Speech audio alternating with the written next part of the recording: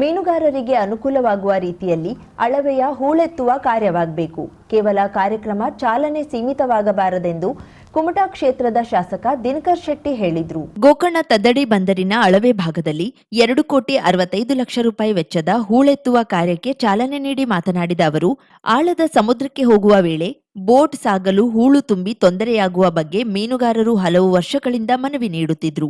ಈ ಹಿಂದೆ ಶಾಸಕನಾಗಿದ್ದಾಗಿನಿಂದ ಈ ಬಗ್ಗೆ ಸರ್ಕಾರದ ಗಮನಕ್ಕೆ ತಂದು ಸಮಸ್ಯೆ ಪರಿಹಾರಕ್ಕೆ ನಿರಂತರ ಪ್ರಯತ್ನ ಮಾಡಿದ್ದೆ. ಪ್ರಸ್ತುತ ಮಂಜೂರಾದ ಹಣದಿಂದ ಕೆಲಸ ಸಮರ್ಪಕವಾಗಿ ಆಗಬೇಕು ಎಂದ ಅವರು, ಹೂಳನ್ನ ತೆಗೆದು ದೂರ ಆಳ ಸಮುದ್ರದಲ್ಲಿ ಹಾಕುವ ಕಾರ್ಯವಾಗಬೇಕು. ಹತ್ತಿರದಲ್ಲಿ ಹಾಕಿದ್ರೆ ಪುನಃ ಅಳಿವಿಗೆ ಬರುತ್ತದೆ. ಸರಿಯಾದ ರೀತಿಯಲ್ಲಿ ಕೆಲಸವಾಗಬೇಕು ಎಂದು ಅಧಿಕಾರಿಗಳಿಗೆ ಖಡಕ್ ಸೂಚನೆ ನೀಡಿದ್ರು. ವಿಶೇಷವಾಗಿ ಹೂಳೆತ್ತುವಂತ ಕಾರ್ಯಕ್ರಮವನ್ನು ಮಾಡಬೇಕು ಎನ್ನುವಂಥದ್ದು. ಬೋಟಿಗೆ ಸಮಸ್ಯೆ ಆಗ್ತದೆ, ಆಳ ಸಮುದ್ರಕ್ಕೆ ಹೋಗುವಂಥ ಸಂದರ್ಭದಲ್ಲಿ ಸ್ವಲ್ಪ ಸಮಸ್ಯೆ ಆಗ್ತದೆ ಎನ್ನುವಂಥ ಭಾವನೆಯನ್ನ ಪ್ರತಿ ಸಾರಿನೂ ಹೇಳ್ತಾ ಇದ್ರು.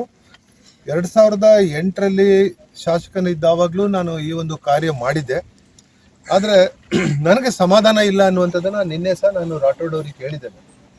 ಯಾಕೆ ಸಮಾಧಾನ ಇಲ್ಲ ಅಂತ ಹೇಳಿದ್ರೆ, ಇವರು ಒಂದು ಏರಿಯಾದಲ್ಲಿ ಹೋಗಿ ಅದನ್ನು ಮಣ್ಣು ತೆಗೆದು ಮತ್ತು ದೂರ ಸಮುದ್ರದ ಹತ್ರ ಹೋಗಿ ಬಿಡ್ತೇನೆ ಅನ್ನುವಂಥ ಮಾತನ್ನು ಹೇಳ್ತಾರೆ.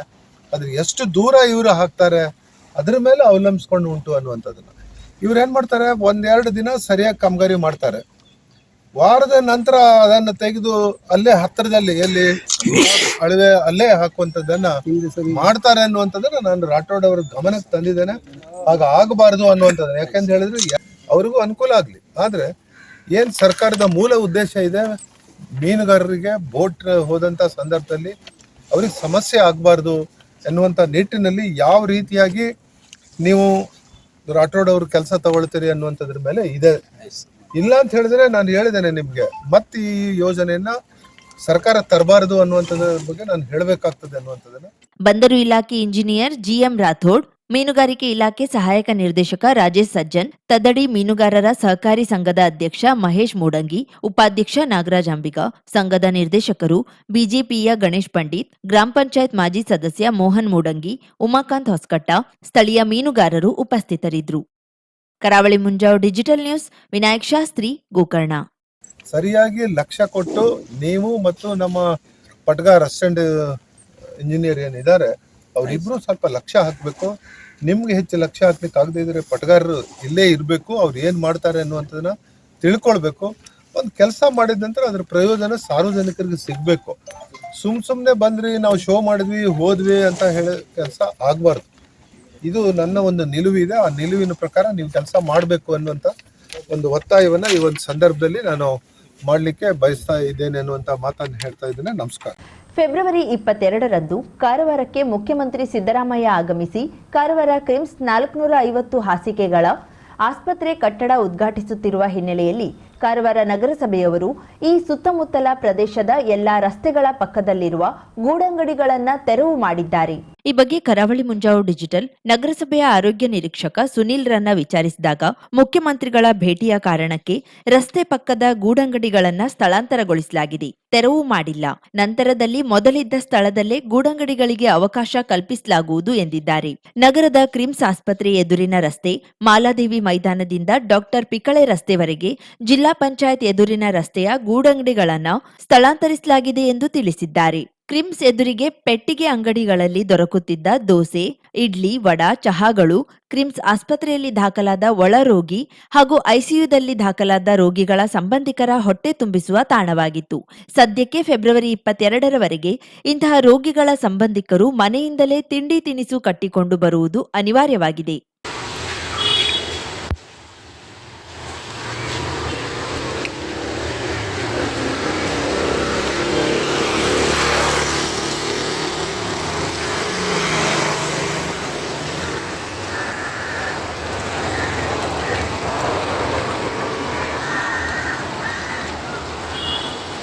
ಗೋಕರ್ಣ ಮಹಾಬಲೇಶ್ವರ ಮಂದಿರದ ಶಿವರಾತ್ರಿ ಮಹೋತ್ಸವ ಗುರುವಾರ ಸಂಜೆ ಸುಸಂಪನ್ನವಾಯಿತು.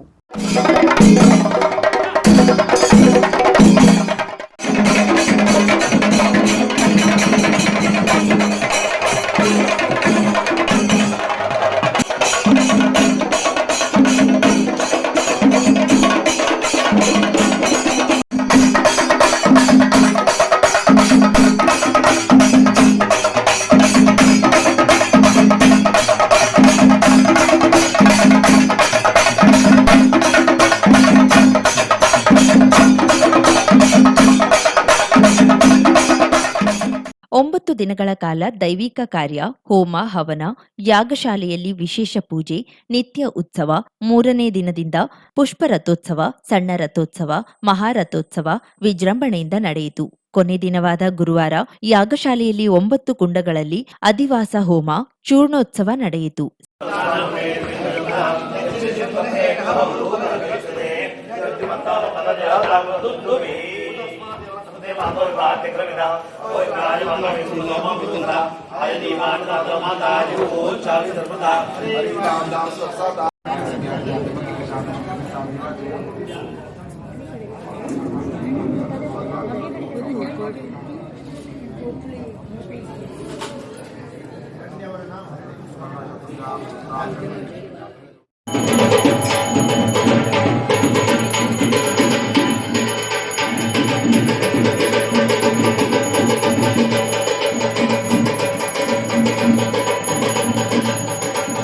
ಸಂಜೆ ಶ್ರೀದೇವರ ಉತ್ಸವ ರಥ ಬೀದಿ ಮೂಲಕ ಕೋಟಿ ತೀರ್ಥಕ್ಕೆ ತೆರಳಿ ಗೋಕರ್ಣ ಪಶ್ಚಿಮ ಭಾಗದ ತೀರ್ಥಕಟ್ಟೆಯಲ್ಲಿ ಚಿತ್ತೈಸಿತು. ಪೂಜೆ ನಡೆದ ನಂತರ 9 ದಿನಗಳ ಕಾಲ ದೈವಿಕ ಕಾರ್ಯದಲ್ಲಿ ಭಾಗವಹಿಸಿದ ಅರ್ಚಕರು ಕೋಟಿ ತೀರ್ಥದಲ್ಲಿ ಸ್ನಾನ ಮಾಡಿ ಕಟ್ಟಿದ ಕಂಕಣ ತೆಗೆದು ಪೂಜೆ ನೆರವೇರಿಸಿದ ಬಳಿಕ ಜಲಾನಯನೋತ್ಸವ ಅಂದ್ರೆ ಶ್ರೀದೇವರು ತೆಪ್ಪದಲ್ಲಿ ವಿರಾಜಮಾನರಾಗಿ ಕೋಟಿ ತೀರ್ಥದ ಮಧ್ಯಭಾಗದಲ್ಲಿರುವ ಕೋಟೇಶ್ವರನಿಗೆ ಪ್ರದಕ್ಷಿಣೆ ಬಳಿಕ ಶ್ರೀದೇವರ ಉತ್ಸವ ಮಂದಿರಕ್ಕೆ ಮರಳಿತು. ಕೋಟಿ ತೀರ್ಥ ಕಟ್ಟೆಗೆ ಹಾಗೂ ಇಲ್ಲಿ ಬರುವ ಮಾರ್ಗಕ್ಕೆ ವಿದ್ಯುತ್ ದೀಪಾಲಂಕಾರ ಮಾಡಲಾಗಿತ್ತು.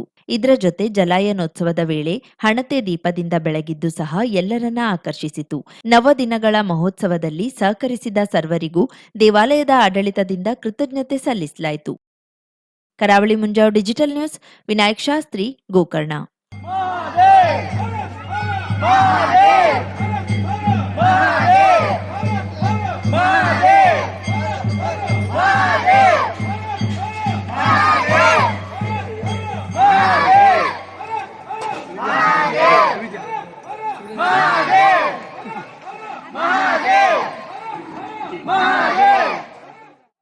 ವೇತನ ಬಾಕಿ ಪಾವತಿ ಮತ್ತು ವೇತನ ಪರಿಷ್ಕರಣೆಗೆ ಆಗ್ರಹಿಸಿ ಕೆಎಸ್ಆರ್ಟಿಸಿ ಸೇರಿದಂತೆ ಕರ್ನಾಟಕದ 4 ಸಾರಿಗೆ ನಿಗಮಗಳ ನೌಕರರು ಬೆಂಗಳೂರಿನ ಫ್ರೀಡಂ ಪಾರ್ಕ್ನಲ್ಲಿ ಬೆಂಗಳೂರು ಚಲೋ ಹಾಗೂ ಉಪವಾಸ ಸತ್ಯಾಗ್ರಹ ನಡೆಸಿದ್ದು, ಉತ್ತರ ಕನ್ನಡ ಜಿಲ್ಲೆಯ ಸಾರಿಗೆ ನಿಗಮಗಳ ನೌಕರರು ಇದಕ್ಕೆ ಬೆಂಬಲಿಸಿದ್ದಾರೆ.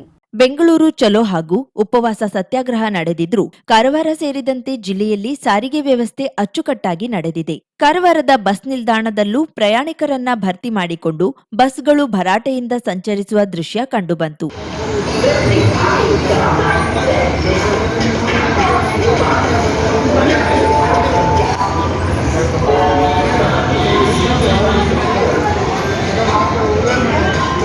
ಈ ಪ್ರತಿಭಟನೆ ಬಗ್ಗೆ ಕರಾವಳಿ ಮುಂಜಾವು ಡಿಜಿಟಲ್ ಜೊತೆ ಮಾತನಾಡಿದ ಚಾಲಕ ಹಾಗೂ ಕಂಟ್ರೋಲರ್ ದೀಪಕ್ ಗಡ್ಕರ್, ನಮಗೆ 38 ತಿಂಗಳ ವೇತನ ಬಾಕಿ ಇನ್ನೂ ಬಾರದ ಕಾರಣ ನಮ್ಮ ಬೇಡಿಕೆ ಈಡೇರಿಕೆಗಾಗಿ ಉಪವಾಸ ಮಾಡಿ ಕರ್ತವ್ಯ ಮಾಡಿದ್ದೇವೆ. ಸರ್ಕಾರದ ವಿರುದ್ಧ ನಮ್ಮ ಹೋರಾಟ ಅಲ್ಲ, ಬದಲಾಗಿ ನಮ್ಮ ಬೇಡಿಕೆ ಈಡೇರಿಸುವಂತೆ ಸರ್ಕಾರದ ಗಮನ ಸೆಳೆಯಲು ಉಪವಾಸ ಮಾಡಿ ಡ್ಯೂಟಿ ಮಾಡುತ್ತಿದ್ದೇವೆ ಎಂದು ಹೇಳಿದ್ರು. ನಮ್ಮ ಬೇಡಿಕೆ ಈಡೇರದೇ ಇದ್ರೆ ಕಾರ್ಮಿಕ ನಾಯಕರ ಮಾರ್ಗದರ್ಶನದಂತೆ ಮುಂದಿನ ಹೋರಾಟ ನಡೆಯಲಿದೆ ಎಂದರು. ಈಗ 2024ರಲ್ಲಿ ನಮ್ಮದು ಅಗ್ರಿಮೆಂಟ್ ಆಗೋದಿತ್ತು, ಅದು ಆಗ್ತಾ ಇಲ್ಲ. ಅದಕ್ಕೆ ನಮಗೆ ಕನಿಷ್ಠ ಒಂದು 38 ತಿಂಗಳದು ಹರಿಯರ್ಸ್ ಬರಬೇಕಿತ್ತು, ಬಂದಿಲ್ಲ. ಆದ್ದರಿಂದ ನಮ್ಮ ಜನ AITC ಜಂಟಿ ಇದರಿಂದ ಹೋರಾಟ ಮಾಡ್ತಾಯಿದ್ದಾರೆ. ನಮ್ಮ ಬೇಡಿಕೆ ಆದರೆ ಯಾವುದೇ ಸರ್ಕಾರ ವತಿಯಿಂದ ನಾವು ವಿರುದ್ಧವಾಗಿ ಹೋರಾಟ ಮಾಡೋದಿಲ್ಲ. ನಮ್ಮ ಬೇಡಿಕೆ ಬೇಕಾಗಿ ನಾವು ಸರ್ಕಾರ ಚರ್ಚೆ ಸಲುವಾಗಿ ಹೋರಾಟಗಳನ್ನು ಮಾಡ್ತಾ ಇದ್ದೇವೆ. ಅದಕ್ಕಾಗಿ ಮತ್ತು ನಮ್ಮ ಉಪವಾಸ ಸತ್ಯಾಗ್ರಹ ಅಂತೂ ಇದ್ದೇವೆ. ನಾವು ಡ್ಯೂಟಿ ಮಾಡಿದ್ರೂ ಉಪವಾಸ ಸತ್ಯಾಗ್ರಹ ಮಾಡ್ತಾ ಇದ್ದೇವೆ. ಎಷ್ಟು ದಿನದ ಇದು ಉಪವಾಸ ಸತ್ಯಾಗ್ರಹ? ಈಗ ಇದು ಇವತ್ತು 1 ದಿನದ ಮಟ್ಟಿಗೆ ಹೇಳಿದ್ದಾರೆ. ಇವತ್ತಿನ ದಿನದಲ್ಲಿ ಮುಖ್ಯಮಂತ್ರಿ ಮತ್ತು ರಾಮಲಿಂಗಾರೆಡ್ಡಿ ಸಚಿವರು ಏನಾದರೂ ನಮ್ಮ ಬೇಡಿಕೆಗಳನ್ನು ಇದು ಈಡೇರಿಸಿದರೆ ನಾವು ಉಪವಾಸ ಸತ್ಯಾಗ್ರಹ ಒಂದು ವೇಳೆ ಆಗದೇ ಇದ್ದರೆ ಮುಂದಿನ ಹೋರಾಟಕ್ಕೆ ನಮ್ಮ ಮೇಲಿನ ಅಧಿಕಾರಿಗಳು, ನಮ್ಮ ಮೇಲಿನ ಕಾರ್ಮಿಕ ಲೀಡರ್ಗಳು ಈ ಥರ ಮಾರ್ಗದರ್ಶನ ನೀಡಿದ್ರೆ ನಾವು ಅದನ್ನು ಹೋರಾಟ ಮಾಡ್ತೇವೆ. 50,000ಕ್ಕೂ ಅಧಿಕ ಸಬ್ಸ್ಕ್ರೈಬರ್ಸ್, 1.68 ಕೋಟಿಗೂ ಮೀರಿದ ವ್ಯೂಸ್, ಸುದ್ದಿಯೊಂದು 10 ಲಕ್ಷಕ್ಕೂ ಹೆಚ್ಚು ವ್ಯೂಸ್ ಕಂಡ ಹೆಗ್ಗಳಿಕೆ, ವಸ್ತುನಿಷ್ಠ ಮತ್ತು ಖಾತ್ರಿಯಾದ ವರದಿಗಾರಿಕೆ, ಉತ್ತರ ಕನ್ನಡದ ಅತಿ ಹೆಚ್ಚು ಸಬ್ಸ್ಕ್ರೈಬರ್ ಹೊಂದಿರುವ ಯೂಟ್ಯೂಬ್ ಚಾನೆಲ್ ಕರಾವಳಿ ಮುಂಜಾವು ಡಿಜಿಟಲ್ ವೀಕ್ಷಕರಿಗೆ ಧನ್ಯವಾದ. ಇನ್ಮುಂದೆ ಸುದ್ದಿಯೆಲ್ಲ ಮತ್ತಷ್ಟು ಸೊಗಸು.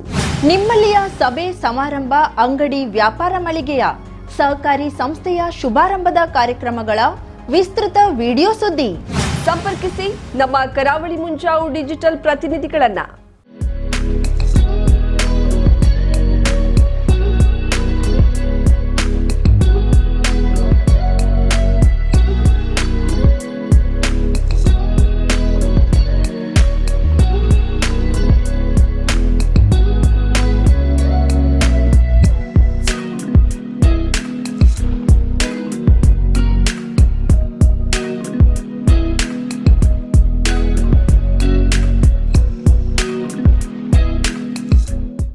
ಸಮಾರಂಭ ನಿಮ್ಮದು, ಸಂಭ್ರಮ ನಮ್ಮದು. ನೋಡ್ತಾ ಇರಿ ಕರಾವಳಿ ಮುಂಜಾವು ಡಿಜಿಟಲ್.